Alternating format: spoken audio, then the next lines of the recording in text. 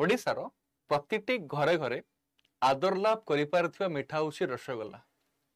द्वादश शताब्दी श्रीमंदिर रे रसगोल्ला भोगर परंपरा रही आसी। आज हूँ नीलाद्री विजय और नीलाद्री विजय अवसर में आज ओडिशा रे रसगोल्ला दिवस को पालन करा जाए। कोटी ओडियांकर मौड़मणि आराध्य देवता प्रभु जगन्नाथ भौणी सुभद्रा भाई बलभद्र को नहीं गुंडीचा मंदिर अभिमुखे यात्रा करते पिला माने।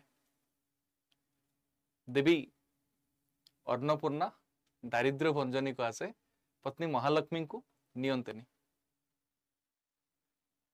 पिला माने। ये जो नवदिनात्मक यात्रा रे जेतोले प्रभु जगन्नाथ श्रीमंदिर को प्रत्यावर्तन करती बा नीलाद्री विजय दिन जेतोले जय विजय द्वार दे प्रभु जगन्नाथ श्रीमंदिर मध्य को जो प्रवेश करती तो सही समय रे महालक्ष्मी मान करती आ प्रभु जगन्नाथ को मंदिर रे प्रवेश करने दियंतिनी।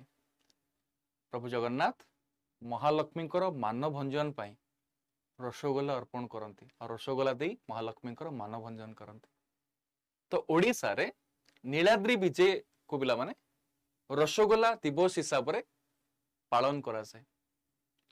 ओडिशार रसगोल्ला पिला माने विश्व स्तर रे मध्य भल पाइबा पाई सारी।